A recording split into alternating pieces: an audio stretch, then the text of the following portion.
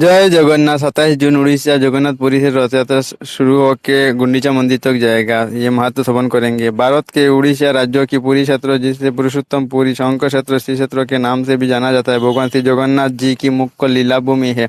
उत्कल प्रदेश की प्रधान देवता श्री जगन्नाथ जी ही माने जाते हैं। यहाँ के वैष्णव धर्म की मान्यता है कि राधा और श्री कृष्ण की युगल मूर्ति के प्रतीक स्वयं श्री जगन्नाथ जी है। इसी प्रतीक के रूप श्री जगन्नाथ से संपूर्ण जगत का उद्भव हुआ है। श्री जगन्नाथ जी पूर्व परात्पर भगवान है और श्री कृष्ण उनकी कला का एक रूप है। ऐसी मान्यता है श्री चैतन्य महाप्रभु के शिष्य पंचशकाओं की है। पुण्य परात्पर भगवान श्री जगन्नाथ जी की रथ यात्रा आषाढ़ शुक्ल द्वितीय की जगन्नाथपुरी में आरंभ होती है।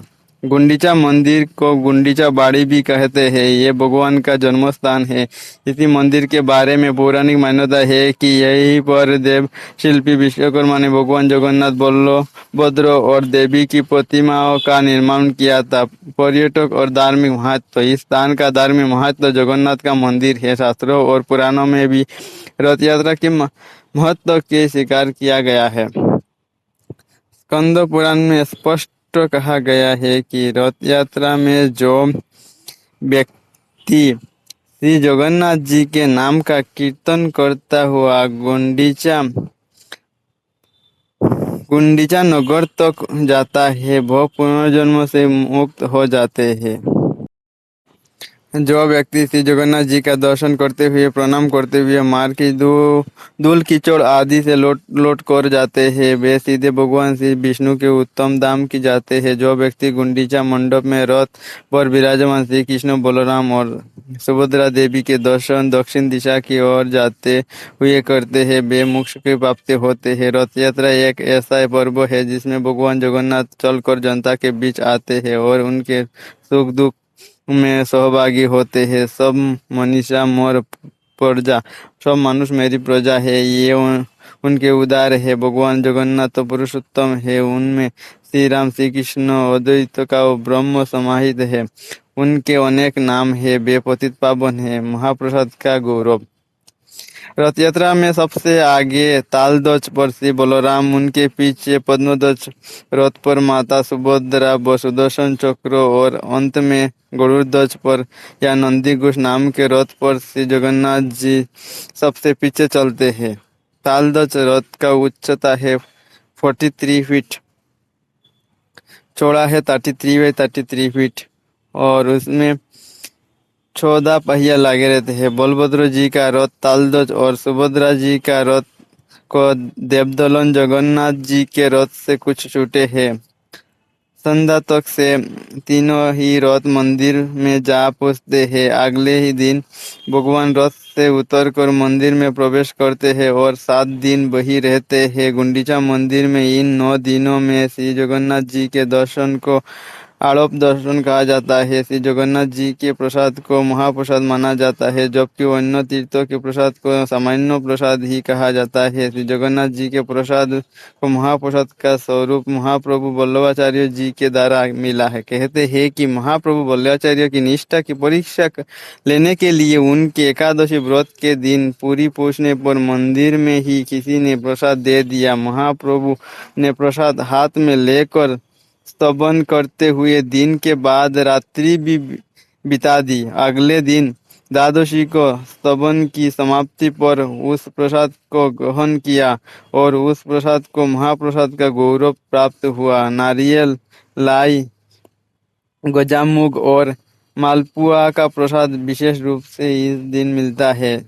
जनकपुर मौसी का घर। जनकपुर में भगवान जगन्नाथ 10 अवतार का रूप धारण करते हैं। विभिन्न धर्म और मतों के भक्त के समान रूप से दर्शन देकर तृप्त करते हैं। इस समय उनका व्यवहार सामान्य मनुष्य जैसा होते हैं। वह स्थान जगन्नाथ जी की मौसी का है। मौसी के घर अच्छे अच्छे पकवान खाकर भगवान जगन्नाथ बीमार हो जाते हैं, तब यह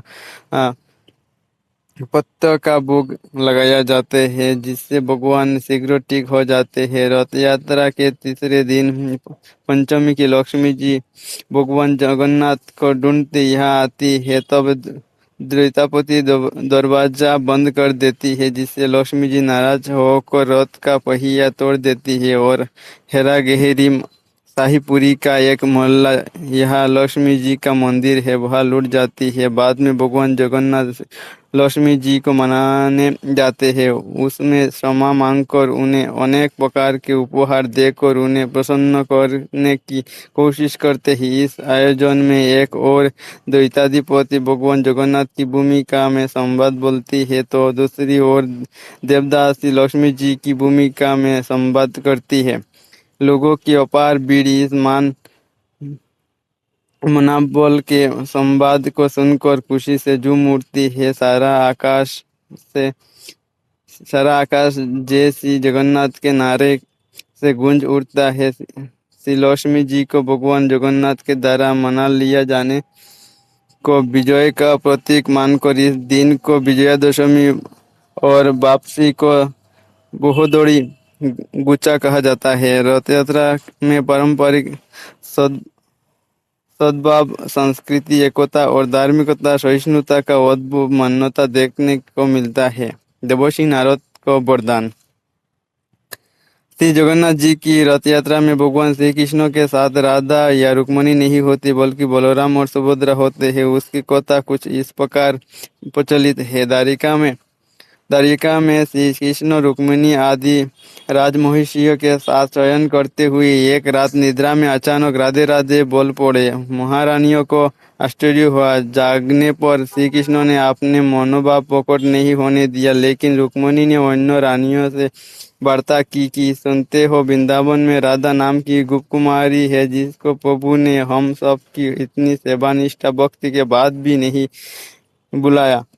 बुलाया है। राधा की श्री कृष्ण के साथ रहस्यात्मक रासलीलाओं के बारे में माता रोहिणी बोली प्रकार जानती थी। उनसे जानकारी प्राप्त करने के लिए सभी महारानियों ने अनुनय विनय की। पहले तो माता रोहिणी ने टालना चाहा, लेकिन महारानियों के हट करने पर कहा, ठीक है, सुनो, सुभद्रा को पहरे पर बिठा दो, कोई अंदर ना आने पाए, भले ही बलराम या श्री कृष्ण ही क्यों ना हो। माता रोहिणी ने कथा शुरू करते ही श्री कृष्ण और बलराम अचानक अंतपुर की ओर आते दिखाई दिए। सुभद्रा ने उचित कारण बताकर द्वार पर ही रोक लिया। अंतपुर से श्री कृष्ण और राधा की रासलीला की वार्ता श्री कृष्ण और बलराम दोनों को ही सुनाई दी। उनके सुनने से श्री कृष्ण और बलराम के अंग अंग में अद्भुत प्रेम रस का उद्भव होने लगा। साथ ही सुभद्रा भी बाप विभोर होने लगी। तीनों को ही ऐसे अवस्था हो गई कि पूरे ध्यान से देखने पर भी किसी को भी हाथ पैर आदि स्पष्ट नहीं दिखते थे। सुदर्शन चक्र विगलित हो गया, उसने लंबा सा आकार ग्रहण कर लिया। ये माता राधिका के महाभाव का गौरवपूर्ण दृश्य था। अचानक नारद के आगमन से वे तीनों पूर्ववत हो गए। नारद ने ही श्री भगवान से प्रार्थना की कि हे भगवान, आप चारों के जिस महाभाव में लीन मूर्तिस्थ रूप के मैंने दर्शन किए हैं, वो सामान्य जनों के दर्शन हेतु पृथ्वी पर सदैव सुशोभित रहे। महाप्रभु ने तथास्तु कह दिया। रथ यात्रा का प्रारंभ। कहते हैं कि राजा इंद्रद्युम्न जो सपरिवार नीलाचल सागर उड़ीसा के पास रहते थे, समुद्र में एक विशाल काय काष्ठ दिखा। राजा के उससे विष्णु मूर्ति का निर्माण कराने का निश्चय करते ही विद्या बड़ाई के रूप में विश्वकर्मा जो स्वयं प्रस्तुत हो गए। उन्होंने मूर्ति बनाने के लिए एक शर्त रखी कि मैं जिस घर में मूर्ति बनाऊंगा, उसमें मूर्ति के पूर्ण रूपेण बन जाने तो कोई न आए। राजा ने इसे मान लिया। आज जिस जगह पर श्री जगन्नाथ जी का मंदिर है, उसी के पास एक घर के अंदर वे मूर्ति निर्माण में लग गए। राजा के परिवारजनों को ये ज्ञात न था कि वह विद्या बड़ाई कौन है। कोई दिन तक घर का द्वार बंद रहने पर महारानी ने सोचा कि बिना खाए पिए वह बड़ाई कैसे काम कर सकेगा। अब तक वह जीवित भी होगा या मर गया होगा। महारानी ने महाराज को अपनी सहज शंका से अवगत करवाया। महाराज के द्वार खुलवाने पर वह विद्या बड़ाई कहीं नहीं मिला, लेकिन उसके द्वारा अर्धनिर्मित श्री जगन्नाथ और सुभद्रा तथा बलराम की काष्ठ मूर्ति वहां पर मिली। महाराज और महारानी दुखी हो उठे, लेकिन उसी क्षण दोनों ने आकाशवाणी सुनी, व्यर्थ दुखी मत हो, हम इसी रूप में रहना चाहते हैं। मूर्तियों को दिव्य आदि से पवित्र कर स्थापित करवा दो। आज भी वे अपूर्ण और अपष्ट मूर्ति और पुरुषोत्तम पुरी की रथ यात्रा और मंदिर में सुशोभित व प्रतिष्ठित है। रथ यात्रा माता सुभद्रा के द्वारिका भ्रमण की इच्छा पूर्ण करने के उद्देश्य से श्री कृष्ण व बलराम ने अलग रथों में बैठकर करवाई थी। सुभद्रा की नगर भ्रमण की स्मृति में ये रथ यात्रा पुरी में हर वर्ष होती है। पृष्ठभूमि में स्थित दर्शन और इतिहास पुरुषोत्तम या शंख क्षेत्र जगन्नाथपुरी का इतिहास अनूठा है। आज भी रथ यात्रा में जगन्नाथ जी के दशावतार के रूप में पूजा जाता है। उनमें विष्णु, कृष्ण और वामन भी है और किंकोट गया जी क्षेत्र में जन्मे विष्णु अवतार बुद्ध भी है। पुरी का जगन्नाथ मंदिर तो धार्मिक सहिष्णुता और समन्वय का अद्भुत उदाहरण है। मंदिर के पीछे बगला देवी की मूर्ति है, जहाँ पशुओं की बलि दी जाती है। शंकर दर्शन के अनुसार शरीर के 24 तत्व के ऊपर आत्मा होती है। ये तत्व है पंच महातत्व, पंच तत्व मात्राएं, 10 इंद्रिया और मन के प्रतीक है। रथ का निर्माण बुद्धि, चित्त और अहंकार से होती है। ऐसे रथ रूपी शरीर में आत्मा रूपी भगवान जगन्नाथ विराजमान होते हैं। इस प्रकार रथ यात्रा शरीर और आत्मा के मेल की ओर संकेत करता है और आत्मदृष्टि बनाए रखने की प्रेरणा देती है। रथ यात्रा के समय रथ का संचालन आत्मा युक्त शरीर करती है, जो जीवन यात्रा के प्रतीक है। यद्यपि शरीर में आत्मा होती है तो भी वह स्वयं संचालित नहीं होती, व्यक्ति उस माया संचालित करती है। इसी प्रकार भगवान जगन्नाथ के विराजमान होने पर भी रथ स्वयं नहीं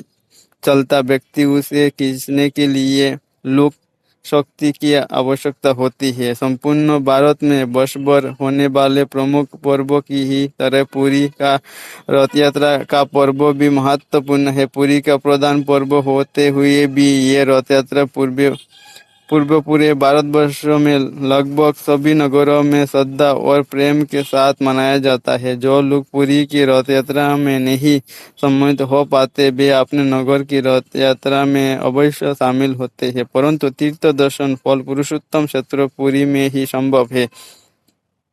उत्साहपूर्वक श्री जगन्नाथ जी का रथ खींचकर लोग अपने आप को धन्य समझते हैं।